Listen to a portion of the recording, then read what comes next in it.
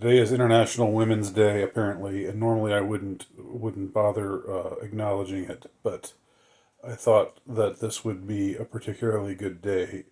This invented, manufactured, I don't know what you call it, holiday, Memorial Day, special day, whatever, would be a perfect occasion to talk about an instance of cognitive dissonance that they're trying to push on us these days.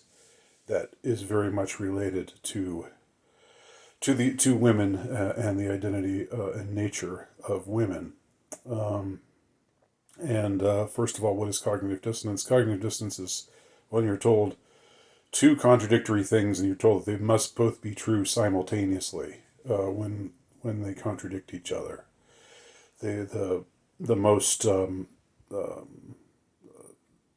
auspicious example of cognitive dissonance is when you're told when somebody gives you a statement, some variation along the lines of the only absolute truth is that there is no absolute truth. We've all been told something like that by somebody. Well, then if there's no absolute truth, then what about you telling me that there's no absolute truth? Is that not absolutely truthful? No? Yes? You see? You see the problem there? Um, but that's like the uber instance of cognitive dissonance for our day and age.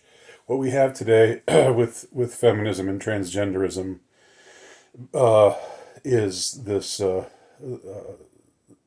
we're being told two different things simultaneously, and they're both part of the so-called woke ideology that we're supposed to believe in, or else we're bad people, or else we get in trouble, we get fired from our jobs, our names are mud, and we're called all kinds of nasty things.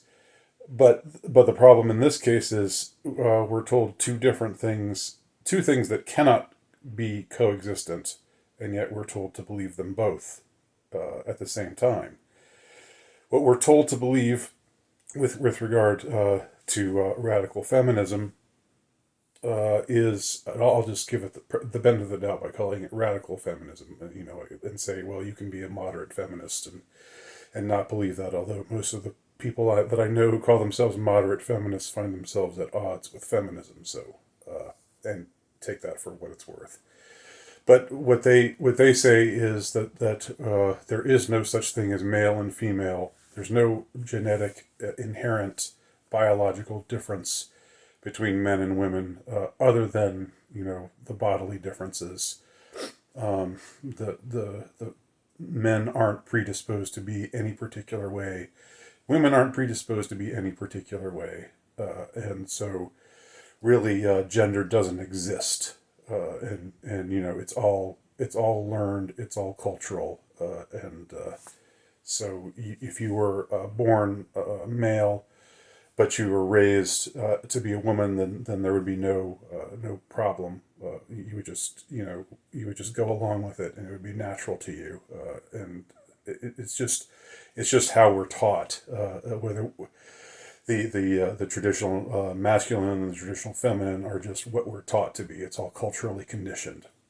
Then then you say they say this is what you got to believe. You got to believe this, or else you're a bad person. But here's something else you got to believe, or else you're a bad person, which totally contradicts the other thing.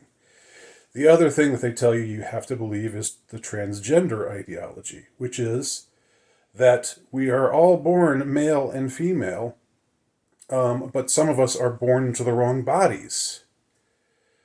So you have instances of people who are born into a man's body, but who actually know themselves to be woman. Why? Because they feel they have a feminine nature. I thought there was no feminine nature. I thought that gender was a myth. I thought that it was all culturally conditioned. Now you're saying we have feminine natures and masculine natures? Yes, we do when we're talking about this thing. But when we're talking about this thing, when we're talking about radical feminism and the teachings on gender ideology, then you have to believe the exact opposite, right? So I don't get it. Do I believe this or do I believe that? Yes, yes, you believe them both, but they contradict each other. That's it. You're banned. Your name is mud. You won't have a job anymore. You can't get a bank account anymore. You're done. Oh, okay. I changed my mind. I see the error of my ways. I guess I believe them both, even though they contradict each other. But I'm not supposed to say that they contradict each other, or I'm not supposed to draw attention to the fact that they contradict each other. But yet somehow I know that they contradict each other, but I'm supposed to shut up about it. Is that basically it? Yes. Now you've got it. That's it.